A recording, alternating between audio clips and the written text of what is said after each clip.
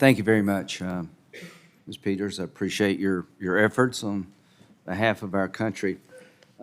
During preparation for this, my staff informed me that in 2022, a federal prison facility in New Hampshire, Mexican cartel inmates used contraband cell phones to help coordinate large-scale fentanyl deals in Connecticut.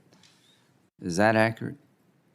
Senator, I'm not familiar with the individual case that you're speaking to, but I can say that contraband is something that we fight day in and day out. If I send it to you, would you look at it and get back with me? I'd be happy to, Senator. How would you evaluate the effect of Mexican cartels or the relationship they have with inmates in our federal prisons?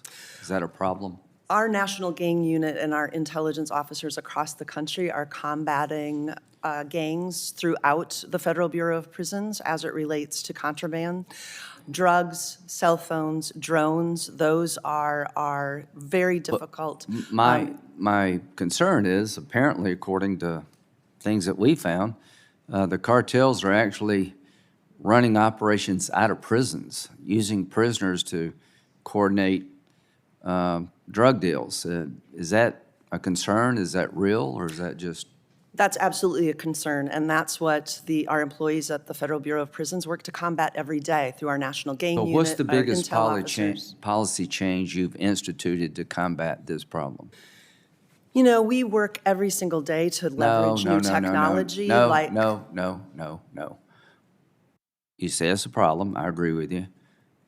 What's the plan to combat the problem? Do you have a plan entitled Mexican Cartel Influence in Prisons? No, Senator, I don't have a plan. Could you come up with entitled that? What I can tell you is our National Gang Unit and our intelligence officers across the country have a plan. They combat this every single day. If you don't have a plan, you're in charge of the prisons. So I just suggest that we come up with one, and if you could, in the coming weeks and months, tell me what the plan is, if there's a plan at all. Could you do that? Senator, and I'm happy to talk about it more here today if you'd like as well. Yeah, but I want to, we can't talk about a plan that doesn't exist. So let's do one, then we'll talk about it. Because I think we need a plan.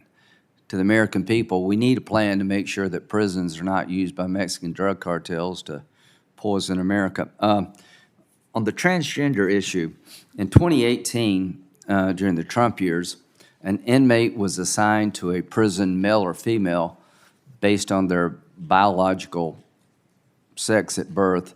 Is that policy still in place?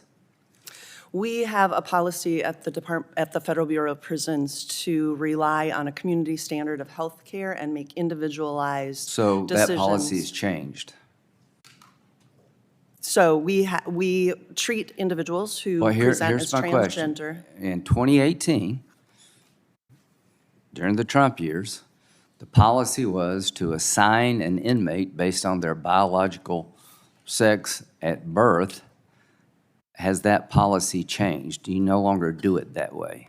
That's correct, Senator. We rely on a community standard of care to make individualized medical decisions based on what is appropriate for that individual on a case-by-case basis. So how many biological males who have desired to transition are now in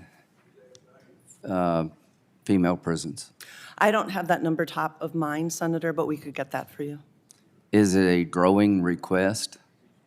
It's a limited number of individuals. Is it over 1,000, under 1,000?